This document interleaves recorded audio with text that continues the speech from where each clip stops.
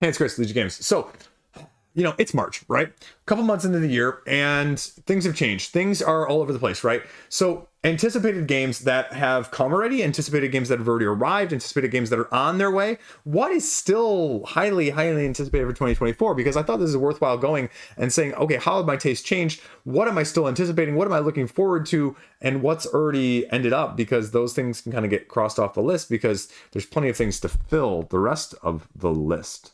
Right? Look, the number one most anticipated game for me that's arriving in 2024 still is going to be Marvel United Multiverse, folks. It's going to be the number one game because I just love Marvel United. I am going to have almost all of it. Now, the other tricky point with this one, a couple, like games that have so many expansions nowadays that come out in the crowdfunding campaign in the first place is that you don't need them all. And I bought them all. And I sort of regret that. And I don't also regret it one bit whatsoever because the problem with Marvel United, the biggest criticism I can lay at its feet is that you can't tell which expansions are going to be really good. You can know that the one that's offered with just like the core base pledge as like the one, that one's going to be solid, right? The Sinister Six, the Apocalypse one, those are the ones that are really going to be solid. The rest are a completely and utterly random grab bag. And so I kind of did most of the same thing last time is that you bought them and sold them. So that's kind of where we're at. I love Marvel United. It's going to be a top 10, 15 game for me all time, period. It's never going anywhere. I love playing it. My kids love it. And I probably love it more than them, to be frank with you. And the dynamics of what they've done with just the simple mechanistic approach with the cards, the symbology, and the enemies. I mean, it should be a case study in a lot of other games of how you don't need a 67-page rulebook to get the dynamic variability and replayability with this, because they've really exemplified what the villains can do, and they're so unique and so different with such simple mechanisms. And if you really think this game is easy, you should play it on some of the harder modes, because invariably you haven't, and you're wrong about how easy this game is in the first place. But that's why it's clear and away number one on my list right now. Number two, filming this right before the release of Star Wars Unlimited. I think I'm going in. With it. We're going to try it out. We're going to see if the kids have any interest, and I'm just going to try and play locally, I guess, and get my butt kicked because I am never good at constructing. I suck at constructing, and I'm trepidatious, but the FOMO is real. I'm part of a couple of Facebook groups, and I'm just seeing polls right now from all the people that got their stuff like a week to two early, and just the gorgeousness of it, right? But the downside is you don't see the people that aren't, broadcasting their bad polls, right? Or that are not broadcasting their bad polls, if I said that correctly. You only see the good stuff, is what I'm saying. No one says, oh, well, I, opened a bunch of cases and boxes and boxes and boxes and didn't get anything good, right? But these people, as a side tangent here, someone was like, I opened 6 cases. Folks, one case is 6 boxes. 6 boxes. One box is 24 packs. So they opened 24 times 6 times 6 number of packs with 10 cards in it each. That's a ton of cards. And some of these people are like, well, I sell the hot ones and I sell the really expensive ones and I break even. You're talking spending somewhere around like $3,000 right there for that right now, probably over $3,000. And these people are just like, oh, I do it, whatever. And I'm like, holy cow. I would love that much superfluous cash just to be able to blow on this and hope that you can recoup it with some of these hyperspace foiled showcase, mega rare, base, super cool looking cards. But, I also have horrible luck on this side of things. So inevitably, I'm going to get like one box and then pick them up on TCG Player individually and probably not get the cool hollow foils, even though there are some really cool ones and I really want to try it. So I have an email out to FFG and maybe they'll help me out with this too. But again, I think it's cool. I'm really a sucker. The last TCG I actually got was, Star Wars Decipher when I was a kid. And so this one is going to be along those lines, and I'm excited and intrigued to see what they can actually do with this, because at Gamma from this past week, they already announced the second wave of stuff that's going to have like Kylo Ren and Rey and no other details, but just more, and that's going to be already coming out potentially in like July. So that's a quick turnaround as a whole there already. So it makes me feel good about having support and having some effect and long lastingness, and people seem to be really liking the pre-release event. So I just wish I had the time, wherewithal, and freedom to do some of that stuff. Kids, man, kids. Side tangent right here. I'm sorry. My 10-year-old was at a kids activity tonight. He fell down and they called me and they're like, he chipped a tooth. I'm like, okay. He gets home. It's not a chipped tooth, folks. and it's not a side one. It's like right off center, like the one just to the side of your fronts. It's broken in half. Like it's half the height it should be, right? This big, it's this big. And I'm just like, oh my gosh. So we're calling the dentist at like 7 a.m. tomorrow. And I don't even want to think about how much money this is. And, you know, it's an adult tooth. So I don't know. It's money, right? I could care less about money, but the kid is just devastated. And so that's what really gets me. If you have kids, you know where I'm going. I'm sorry. Just gets me emotional, gets me worked up. You know, I just feel horrible because, you know, this is the last thing you want for your kids, and this is the last thing you want to hear in a board game video. Anyway, side tangent there. Let's stay with strong IPs though. Marvel Dice Throne, the X-Men. I went for all the gameplay stuff. I'm getting the Deadpool, I'm getting the stuff. I'm not getting any of the miniatures, I'm not getting any of the, you know, sleeves or whatever else, right? But the Adventures mission system seems really cool, and I just couldn't stop myself. I don't need it, I don't want it all, but at the same time, I just went for it. It's one of those that I kind of regret, kind of again don't regret, because my kids really love it. My kids really love Dice Throne, and it's one of those that they just really have a lot of fun with.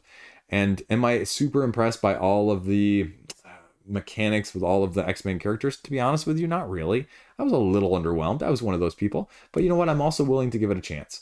I'm not going to neg on it without knowing exactly how I feel about it without playing it. Because, you know, just like with Doctor Strange, you play Doctor Strange once or twice, and then you realize that maybe Doctor Strange is actually kind of cool, and he becomes one of your favorite ones after you didn't like him the first time or two. So I'm willing to give them a shout and a chance from those aspects of things. Again, I don't really think I should have bought them all because, again, I don't really care about this collector's box, right? Because that's essentially why you got it. Individually piecemealing even the ones that are out now is much cheaper than buying the old box. And people get away sometimes with reselling it for, you know, what they paid because Roxley, Dice Throne, whatever their IP branding is going by at this point, is not really widely available, and you're routinely getting a relatively better price. So I don't feel as bad about it, but I just feel bad nowadays. It's really hard for me to spend triple digits on crowdfunding nowadays routinely or any regularity because it's just overwhelming. And so really what that means is I need to sell stuff and make stuff space wise and money wise from that aspect, right? Especially with the tooth coming. I don't even want to know. Don't even want to know. So anyway, next up is Arcs. Arcs from Leader Games. We're going to have it sometime later this year. And apparently people are really excited. The people who have been playing it, playtesting it along the way say that it's like a much, much, much better, more accessible version of Oath combined with Root as a two-player version. And so that really excites me because I was really worried about this one as someone who has a lot of trouble getting either of those games played at all, period. If you give me a better, more accessible, more dynamic, enjoyable two-player version of this, that means I can play it with my wife. And if the rules overhead isn't extreme and it's not super depth and complex and it adds layers instead of just throws you into the deep end in the first place, I'm really, really, really hoping that this one could be a smashing hit for me. And again, really trepidatious, didn't get the miniatures, thought those were completely unnecessary for a game like this, and I'm completely okay with that. And the other thing I'm just concerned about, and again, I guess I don't worry myself too much with it, is how much has it changed since the original crowdfunding campaign? I don't know, didn't play it during the original, don't care about how it's changed now. Just make me a good freaking game by the end of it. That's all that matters for me to get it to the table in the first place. So that's why it's also going to easily be on this list, but high risk, high reward probably from my side of things more than anything else. The other one that's literally supposed to be delivered sometime, maybe 50% of US backers at the time of me filming this, the last update was from Primal Awakening and Reggie Games, was that, you know, 50% of US is going to have it by first couple weeks in March. And it is the second week in March at this point, and I don't have a copy. So I'm guessing, like usual, I'm one of those last people. So we'll see. I'm sort of reluctantly always accepting of the fact that I'm one of the last people to get it. But again, as a bigger box expansion, as what I'm looking for out of a boss battler, that's what I'm hoping for. And I haven't, you know, actually, truth be told, looked at any reviews, any early comments, any thoughts on it. I'm trying to stay sort of neutral, spoiler free, sort of unbiased-ish, right? Just kidding. I'm not unbiased. I'm biased. This is my type of game, but unbiased in the sense that I'm trying to not let other people's views and opinions on it jade me before going into it, right? Sort of like what I did with Etherfields, sort of like I'm doing with ISS Vanguard. Like, I legitimately haven't looked at those things. I'm trying to get my own impressions made before I do anything along those lines, so I can tell you, okay, this is what I actually think. So is it going to be as good as I hope? I hope so, because I have the all-in coming. Again, speaking of a metric ton of money, but also like 50 pounds worth of game, right? 50 pounds worth of game. The miniatures, I mean, if that would have been done with standees, I think you'd be, you know, even more pressed and more interested, to be frank. I love color standees. I love color standees. That's why Dying Light, which is running on crowdfunding right now, all of a sudden won me over. Again, from an Apex Legends Frostpunk style with Glass Cannon Unplugged, to put out those in the middle of that campaign, I'm ecstatic to see more people doing it. So I hope more people do it as a whole. And so, not that I have anything against this, but again, it's a heftier price point. It's a heftier place to store. It's a hefty just to pick up and maneuver around, right? That's the problem with Castles of Burgundy, a special deluxe superfied ultimate edition. It just becomes a little bit unyieldy and unaccessible, even though it's one of the best games ever made of all time, period. So yeah, we got that going on too. But what else is on my list of things that are upcoming that I'm super excited about? Well, ironically, at the time of me filming this, 2 of them are actually going to fall under that category that are actually supposed to arrive later this year. One of them is no question, right? Like Thunder Road Vendetta with Carnival of Chaos, giving me a different mode as opposed to just racing, take that, but just like head-to-head, smash them up, take that. You know, I hate saying it, but I'm willing to throw money at that. Right? You know, I guess, you know, you guys probably wonder a little bit at times, like, how much does Chris get sent to him as review? How much does Chris, you know, back still? You know, and it's definitely less than I used to, but part of that is just because I'm just backing less in general because I have too much stuff, right? And the other is I'm just being more selective. And the third is I'm getting a few more things. One of the other videos I'll have either out right before this or right after this is just showing you I was gone for vacation for a week. What showed up while I was gone for vacation? And you know what? A little bit atypical for a week's worth of stuff, but it was really like 2.5 weeks worth of stuff that just, you know, is a relatively good chunk. And that's a side of things that they don't ever tell you about when you're doing this, especially when you start to get slightly larger like I am. So where I'm going with this, though, is I'm willing to throw money at Carnival of Chaos. Like, I don't, you know, there are companies that I hear back from, there are companies I have contacts with, and there are others that I don't. And Restoration is one that I've never really had, you know, a whole lot of contact with in general. And at the same time, if I really, really, really love it, I'm just going to throw money at it. I don't really care. Like, I'm always, you know, willing to ask because, again, it's one of those weird conundrums, right? Like, if you don't ask, no one's ever going to necessarily say, here you go, you know, unless you're, you know, right? If you're, then stuff just gets thrown at you left and right. Like, I feel like those guys can be more selective if you're really having, like, you know, 10 games show up a week, right? But, you know, with Carnival of Chaos, it's one of those where, you know, just like with the next one I'll talk about, maybe I could end up with a review copy someday. At the same time, I'm like, well, I just want it anyway, regardless, and I really want it that badly, so I'm just going to get it. And the other one, similarly, is Cascadia Rolling, right? Cascadia Rolling, realms, hills, rivers, whatever it is. And I look at that and I go, yeah, maybe Flat Out Games will be willing to send me something, but I'm kind of a sucker for their games as a whole, right? I'm not a huge fan of Verdant or Calico, but Cascadia was a huge hit. Landmarks was, you know, okay. It wasn't as good as I wanted. I don't like the inclusion of the 5 to 6 player expansion, but I like the addition of it just as a little bit of a nuanced difference sometimes if you want a little something more. And I think that with that game as a roll and write, my wife actually really likes roll and writes. And from that side of things, with the low overhead, the mix and match, and the price point for $35 for both of them before the end of the year, because that's the other thing I've said repeatedly on this channel, right? You've heard it if you've heard me talk about crowdfunding. If you're coming to crowdfunding with a product that's got a quick turnaround, meaning you're not just coming to me for a loan for 1.5 years or 2 years later, I really am more willing to support those, right? Is that really a bad thing? And sometimes you do that. And the other thing I'll say with Flat Out is they put out a flat out good price. Like, you know that you're getting a good price with them. I have not had any issues, doubts, or concerns about them whatsoever. And I can't say that with a lot. Like, even when I did the last crowdfunding roundup, when I covered like 30 games, some of those I can go, oh yeah, that seems like a good price. Or, oh, that seems a little bit more. Or some of them you're like Flat Out, okay, great. The roll and write scheme of things, my wife loves them because you can explain them in less than 5 minutes. And that is her perfect threshold for rules explanation as a whole. And she likes Cascadia. So the combination of those two things, you know, really what we're talking about here is we're talking about what freaking hits the table.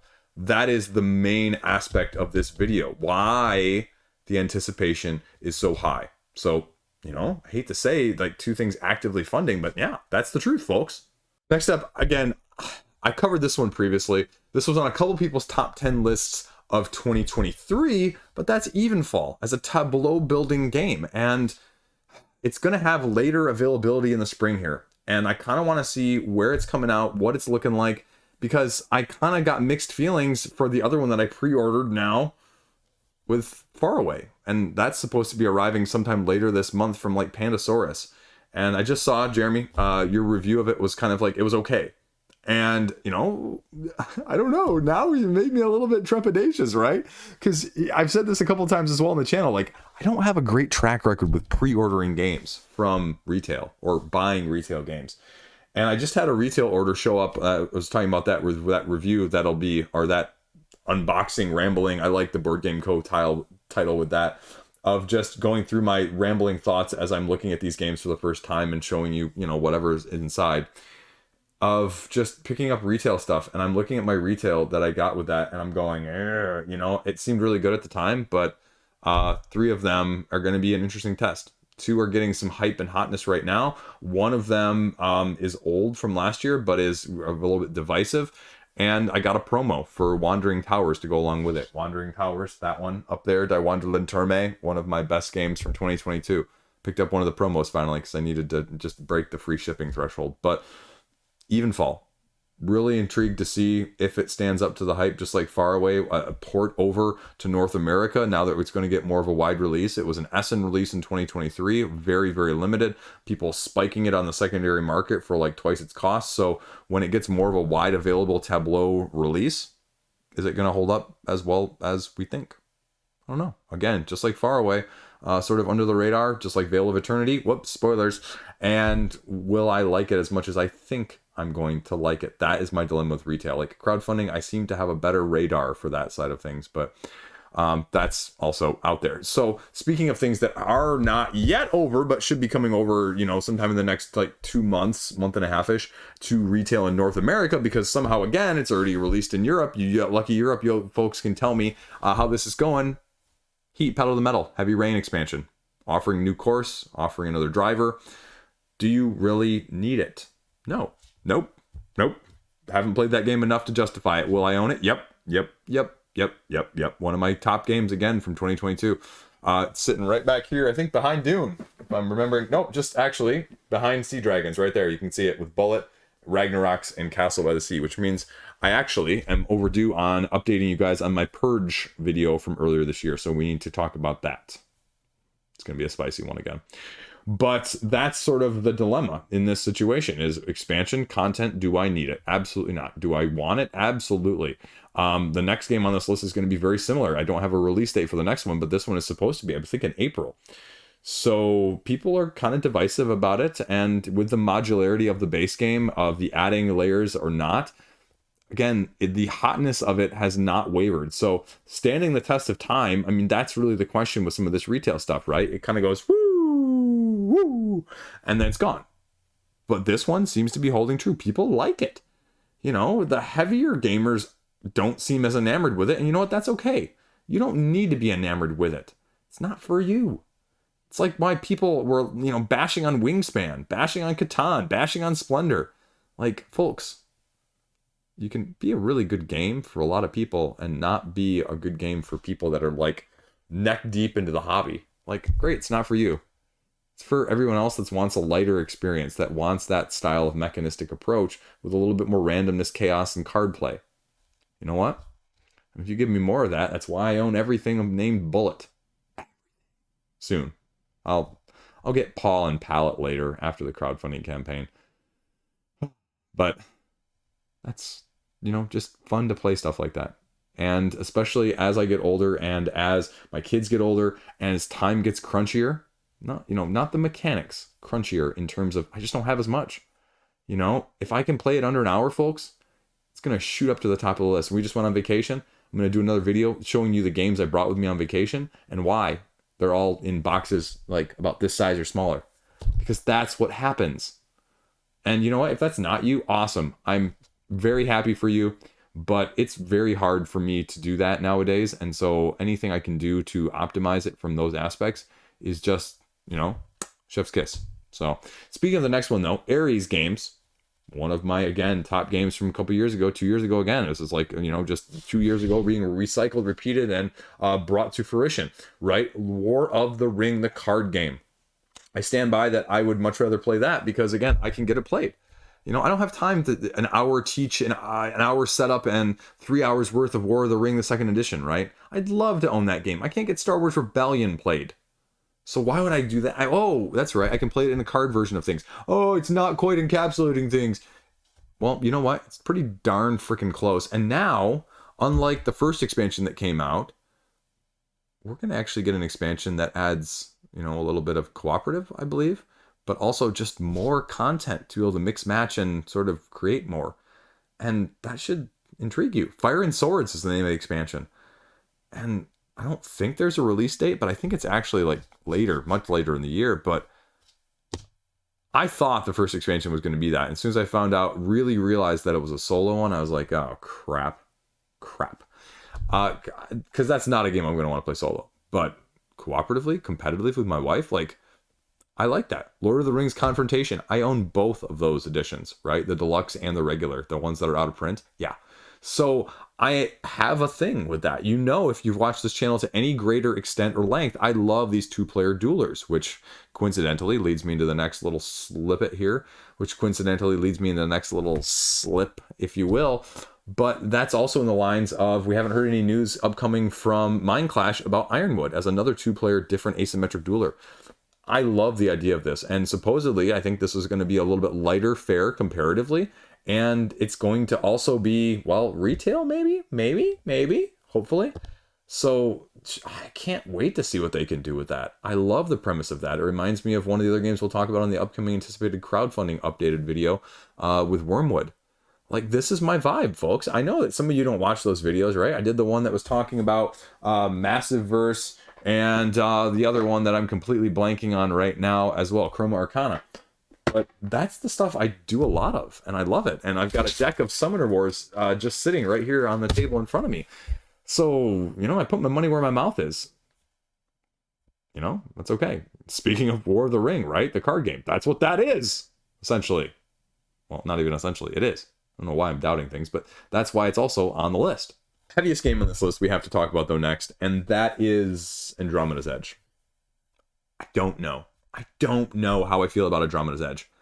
I'm a backer. I'm a Deluxified backer. Deluxified. I know I'm teasing, but again, when I talk about it on the crowdfunding roundups, I'm not the biggest fan of some of the Deluxifications. I think a lot of inserts still are designed to just make the shipping fancier, not actually make it easier setup and gameplay, decisions, if you will. And that's okay, but I want my money to be spent well, not just more, right? So that's what I have a hard time dicing and figuring out for my own personal taste still to this day about where that line is exactly. And it's why I'm a little bit of a hypocrite at times too, about saying, well, I'm okay with this Deluxification and I'm not okay with this Deluxification. I'm a hypocrite. I'm a hypocrite, folks. I know, I realize it, but I try to be as consistent as I can be with these situations and issues. So with Andromeda's Edge, I kind of said, okay, quality of life. Yeah, can you actually show me a better quality of life with this? I don't know. It's going to be heavier than Dwellings of Eldervale, though. Yeah, drum roll, because I'm concerned, right? The last venture we did that was Voidfall. And again, Voidfall, great game. Too heavy for me. So that's my biggest concern with this as well. I'm interested. I'm more than willing to give it a shot. It's going to be sort of the heavier version of Arcs at the same time, like I talked about earlier in the video, right? If Arcs is my Amerithrash game version of that, this is my heavy Euro game version of that. So not opposed to it. Want to learn more of those things. There's a reason why I've talked about Unconscious Mind and Wayfarers of the South Tigris on this channel too, right? I would like to love them like other people do. I'm trying to step outside of my comfort zone, my, area of interest, because I realize that, again, diversifying, talking about things, exploring. That's why I found out I love Castles of Burgundy, right? If you don't try some of that stuff, you never know. But again, how far do you, or how much money are you willing to spend to find that out? That's the main crux of the problem issue here, So I know you have the money, but do you have the time as well to go along with that? One other one here we'll talk about at the end before we get to the honorable mentions, and that's MATRX GIPF, the GIPF series, right? Giving some expansion content to the GIPF series as a whole. Like, I also, staying with the theme, staying with, what's true, I love abstract games. I love them. Speaking of that video that will show some of the games that we brought on vacation with us, several of them were abstracts, folks. So if you're going to give me more GIPF, which has been a long time coming, now it got delayed, it's going to be later in this year, but I'm no less interested in it than I was at the beginning. So I'm super, super excited to see what can be done with that and just how much it can just add to the flavor and the feeling of those games in the first place. That was one of the first ones in the more recent years that just blew my mind, right? That I said, whoa, this is what I, want out of a game experience. I'm not very good at it, but holy crap, am I loving getting my butt kicked and exploring things and trying to feel like I'm clever, because I'm not. Right? I usually win Zerts. My wife usually wins Yinch. There's no chance. And I taught the kids Zerts too. 10-year-old Zerts. And I play Lacuna with the 10-year-old and the 8-year-old. And my wife and I will play Hive occasionally. And I love talk. So anyway, I know what I'm talking about. Anyway, on to the honorable mentions. A couple crowdfunding games that will be arriving later this year. Bite Wings games, Cascadia. Absolutely fantastic. I was loving and enamored with that. Again, my feelings hold true still at this point. I think it's going to be a lovely, fantastic Nizia that's going to be just something completely different than what I already have, because I already own almost all of them. And speaking of the other one, I went in on all plays through the desert because I don't own that one, and it looks much prettier and looks awesome comparatively. And just like with El Grande and Hansa, which have gotten facelifts over the last years, we're going to see the Tigers and Euphrates upgrade soon. Eventually, we'll probably see Samurai in the future in addition. And so Through the Desert was an easy win from that aspect for me as well. So we went with that one. The other one that I sort of had on my radar, couldn't back it because it was really expensive for what it was, but sort of a lighter card-driven-esque Arc Nova in the form of Kavango. You probably don't remember that one from crowdfunding roundups, but I remember it. It's sort of stuck on my radar. It's stuck on my Board Game Geek wish list as well right now. So if you can make that, sort of like the Biome one right now is sort of trying to do the Arc Nova Wingspan-esque Everdell vibe. This one was sort of again, like I just said, the best description of it is an Arc Nova-esque driven by cards. So if that just intrigues you, instead of having your little actually like building session that you have with Arc Nova, I think it's worth a shot. I think it has good chances of being something very surprising for a lot of people. And I know I mentioned the bullets. I'm going to own both those. And I thought I'd leave those off the list because I love Bullet. If you watch this channel, I love Bullet. That's a top 5 game for me all the time. Just a few other honorable mentions here at the very end. Space Base, the Genesis expansion, and the new War Chest Nightfall expansion are both going to be delivered shortly in the near future.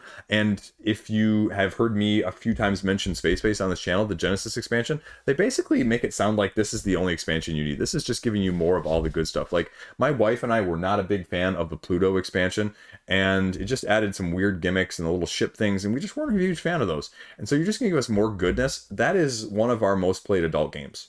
Period. I have won 1 game out of 27 attempts, and I still love to play it because it's my wife's favorite game. That, again, is what you go for. War Chest, sitting up there. I think it looks better than the other 2 expansions for War Chest for me personally, with the more different units of the Darkness and the Assassins and that style.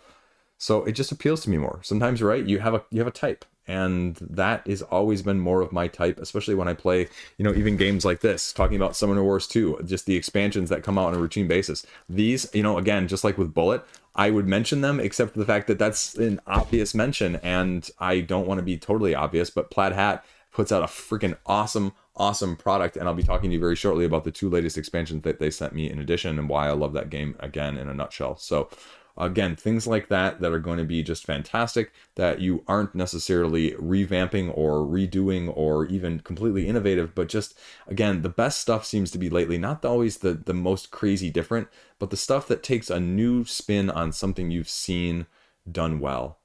And again, it's sort of interesting why I haven't seen also some mechanics from other games done similarly, that do things well, that people should be recognizing. And so some of these small indie games, they're really doing some clever stuff, and you should really keep your eye on them because that's where some of this stuff comes from too. So that's all I got.